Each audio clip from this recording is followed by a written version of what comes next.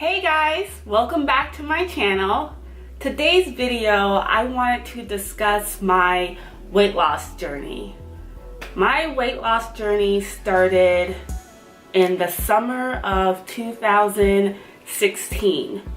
At that point, I was at my heaviest. I was 163 pounds, which was a lot for me, especially considering my background. I was very physically active in my teens and my early 20s. So I moved up to the Midwest in my mid-20s to complete pharmacy school. At that point, I was dancing full-time. I was fit, I was strong, I had stamina, endurance. But then when I was completing pharmacy school, basically all that physical activity went to the wayside. I spent most of my time studying, trying to do well in my classes, trying to participate in extracurricular activities, to network with other people because I was new to the area and I wanted to make friends. So over the years, I gained weight, especially as the courses got more and more difficult. I just gained more and more weight. Another thing that I think contributed to me gaining weight while I was completing pharmacy school up here in the Midwest is the winter. So in Florida, I'm used to it being a decent temperature all year round. I can go outside, I can exercise, I can run. The winter here, you will not catch me running outside, any of that, not during this winter. It's just too cold. The thing that you do is you bundle up and you eat. So even if you're making all this progress during the spring and summer, the minute the temperature starts to drop, you start to eat more, especially around the holiday time where there's lots of food. So the weather definitely did not help when it came to me making sure that I stayed on track in terms of working out. Like sometimes it'll be so cold or there'll be so much snow that you don't even want to leave your front door, let alone make it to yoga class or it's a cardio class or make it to the gym or anything like that. You just didn't even want to leave your room. Another thing related to pharmacy school, as the years went by, the curriculum got tougher and tougher and there was more and more responsibility, and on top of that I completed residency after that, which was another tough year. So I kind of used food as comfort during those years because I was stressed out a lot. And during that period of time when I was really stressed, in general, when I'm really stressed out, I tend to eat more. That's an issue that I have. I tend to eat more. If you've been through pharmacy school or attempted pharmacy school, you know pharmacy school is no joke. If you've been through postgraduate residency program, you know that is no joke. You learn a lot, but it can be highly stressful, and I tend to eat more when I'm stressed out. So over the years, I've had to learn to not do that. So when I got married back in 2015, at that point I was at my heaviest. That I was 154 pounds, something like that. And then after that I kept gaining weight. If you were to look at my wedding photos from back in 2015, I'm a little pudgy in those photos. To be honest with you, I'm not really too happy with my photos because of how I look in them. I always thought, especially with my background, I always thought that I would just be absolutely fit and perfect on my wedding day, and that's not what happened. I was stressed. I was the biggest I was at my life at that point. Little did I know I was going to get bigger by the following year. So there was just a lot going on in my life that just contributed to my stress levels, that contributed to me eating and eating and eating more out of comfort. Not necessarily because I was hungry, but out of comfort. And then back in 2016, due to certain medical issues that I was dealing with at the time, I made the choice to, okay, I'm gonna take this as an opportunity to get back on track and lose that weight. So since 2016, when I was 163 pounds that summer, oh, just for a frame of reference, I am 5'4" and 3/4. I'm almost 5'5", but I mean, I'm done growing, so I'm just not gonna hit it, but I'm 5'4" and 3/4. So a couple of weeks ago, when I weighed myself, I was around 137 pounds.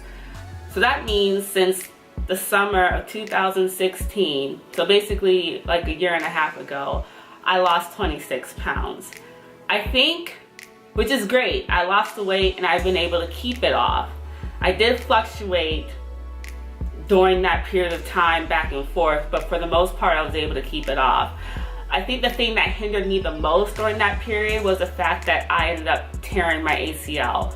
So for over a year now, I haven't been able to push myself physically in terms of physical activity because of my ACL, which was a blessing and a curse. I say it was a blessing because it forced me to focus more so on my diet. I mean, you can work out as much as possible every day for a bazillion hours a day, but the most important part of weight loss and maintaining a healthy weight, losing weight, is your diet. It really is. And when I tore my ACL, and even before I tore my ACL, I realized just how much food I was consuming. Like, I had certain habits that weren't good. I was eating when I wasn't hungry. I was eating late at night right before going to bed, and I was eating large portions too. And I wasn't really taking my time eating as well, you know, kind of get my brain to be triggered that, oh, you're full, you can stop eating now. You know what I mean? So I had certain habits that I started to notice was happening, and it took some time, but I was able to dial back and listen to my body more. Also, I started paying attention to the food that I was eating. But going back to this whole journey, I'm still not at my goal. My goal is 125 pounds. And I don't mean like a little lanky 125 pounds. I'm talking about lean, toned, strong, 125 pounds. And muscles way more than that. So that means I'm gonna have to lose a lot more fat and acquire some muscle, make it somehow balanced so that I'm a solid 125, a comfortable 125, give or take, because you know, women, we tend to fluctuate in our weight from day to day anyway. I have no excuse for not being able to meet my goal. I have no kids. I haven't had kids. So it's not like I have like mommy weight or anything like that hanging around. I have no excuse. Like I said before, I'm a classically trained professional dancer. I know my body's potential when it comes to flexibility, when it comes to strength, when it comes to how lean I can look, my silhouette, my posture, all of that. I know the potential that I have because I was able to achieve it before. And you know, it's not just about weight loss, it's about health. I'm in my 30s and my body is not bouncing back like it used to. To be honest with you, it stopped bouncing back around age 25 and it's been slowly, you know, going downhill from there, but I noticed it a lot so far in my 30s. And you know, I'll get my annual physical done and I'll monitor my labs, and I know what's considered normal for the general public, but I also know what's normal for me. So when my numbers start to fluctuate a little bit, it's like a red flag. It's like my blood pressure, although it's still within the normal range, it's just a tad bit too high from what I'm used to when I'm at my peak health. Or whether it's your sugar level or your electrolytes, whatever. I know what it should be for me. And when I start to see it fluctuate, it sends off signal. Also, I notice like my energy level my quality of sleep, breathing, all of that, my stamina and my endurance, my strength, all of that basically has fallen to the wayside. I have gotten weaker. I've let my body go. I've slipped. And now I'm trying to work hard to get to that state of peak healthiness, to be the best I can be, the best fit me. So it's more than just about weight loss. It's about my health.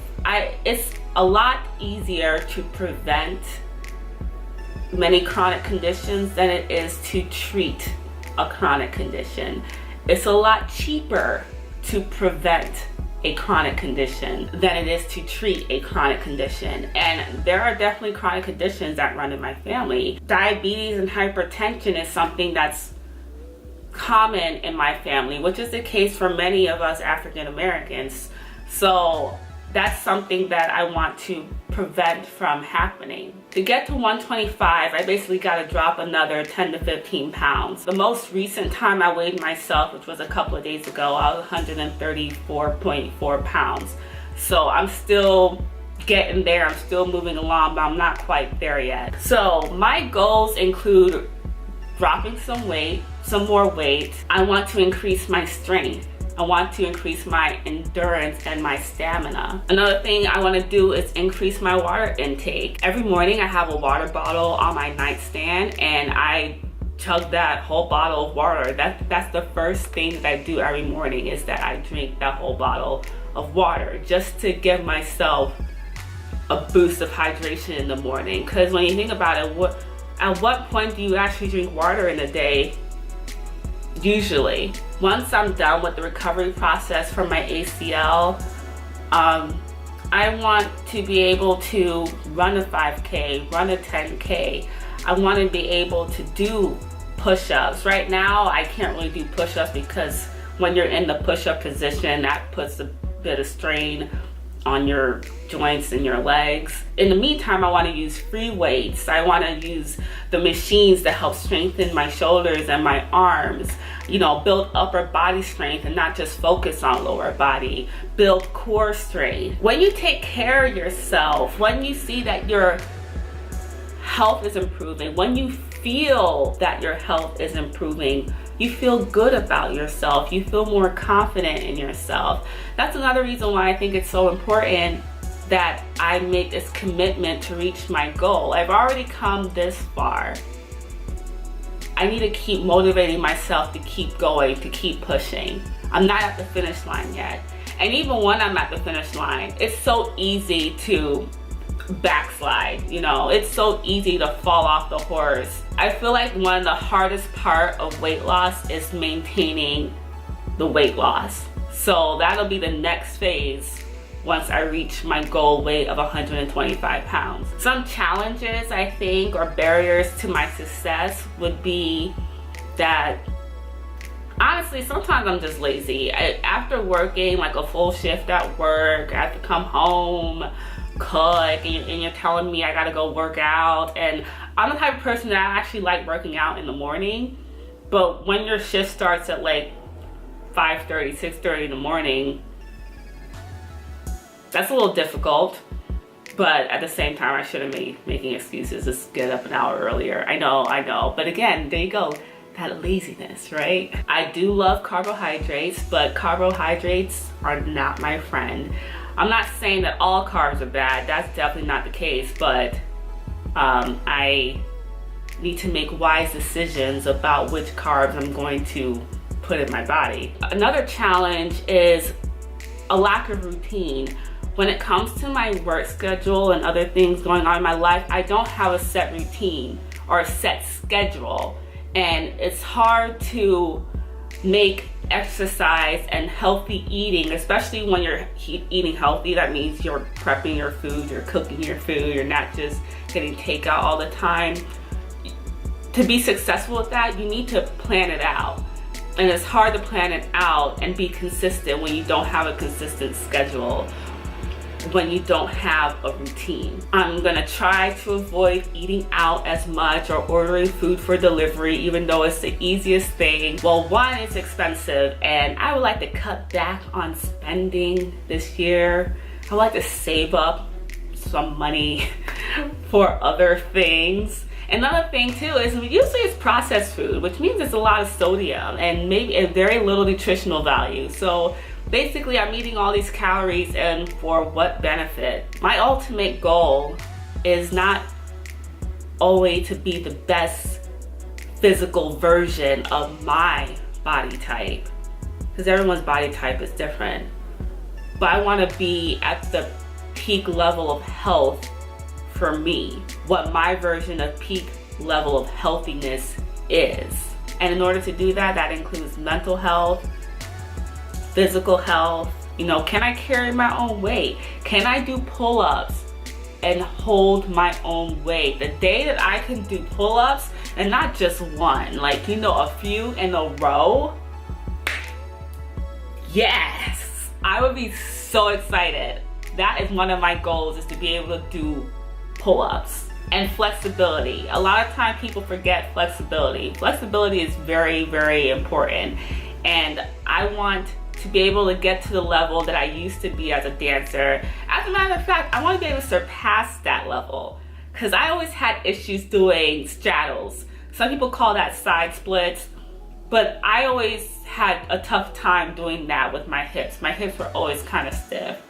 Splits I could do, but not straddles. I can't do any splits now. I can't, like I said, I kind of let that go.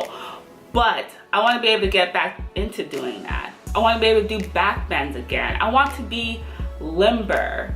When you're limber, you can avoid a lot of injuries because your muscle isn't so stiff. When it comes to my diet, I'm going to focus on increasing my vegetable intake. I'm going to focus on my protein intake. I'm going to focus on reducing the amount of carbs that I eat, as well as certain dairy products. In general, dairy and we don't really mix all that well. I do like cheese, but that's pretty much it. So I gotta find other alternatives, like, you know, almond milk, coconut milk. I gotta figure out how to use things like that. I also want to incorporate alternatives to typical food items, like instead of using sour cream, use Greek yogurt, like plain Greek yogurt. I want to stay away from sugars and processed foods. I want to stay away from foods that have the label of low fat on it, because usually those are loaded with sugar. That's how they can get away with the no fat part. So basically just be paying attention to what it is that I'm eating. So monitoring my proportions is definitely going to be something that I'm working on. I don't need to be able to eat half of a Costco pizza on my own in one sitting. I can get full off of one slice, maybe 1.5, 2. What usually ends up happening is I give my husband the rest of it because I just get full at some point. And making sure that I don't eat anything 3 to 4 hours, more likely like 3 hours, prior to me going to bed. If you've ever eaten right before going to bed, you know what it feels like when you wake up the next morning. Your belly is bloated, everything's all hanging out. It doesn't really feel like your food ever really quite digested. It's like a terrible way to start off your day. You just don't feel good. So I want to avoid doing that, which is kind of hard, especially if I'm working late and I get home late and it's a long shift. Usually I'm hungry and I want to munch on something, so I'm gonna have to figure out what it is that I can do to prevent that, or maybe a really, really light snack that I can have that won't be as detrimental. So that's pretty much it for me, you guys. I'll be uploading updates from time to time about my progress. I hope you guys enjoyed this video. Don't forget to like and share. Comment down below if you guys are also taking on a sort of health journey or weight loss journey or anything along those lines, to see if we can motivate each other to keep on going. I don't want to call it a weight loss journey because it's beyond weight loss. It's not just weight loss, although weight loss is definitely a major component and probably the best thing I can do for my health. I'm gonna call it my get right and tight journey.